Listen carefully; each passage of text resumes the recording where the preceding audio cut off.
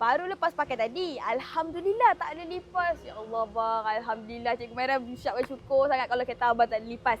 Itu masa kereta abang memang bebas lipas. Tak, kamera ni pasal. Duduk dan diam. Duduk dan diam.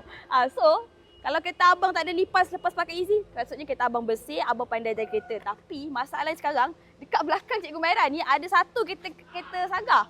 Dia kata kereta dia ada masalah lipas lah. Cikgu Maira pun tak tahu. So, hari ni kita nak try pakai Easy. Kita tengok. Cara pakai Easy ni senang saja.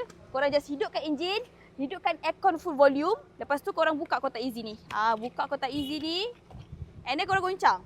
Goncang. Lepas tu kat sini dia ada satu button tau bang. Untuk abang tekan. Bila dah tekan dia akan keluar semburan.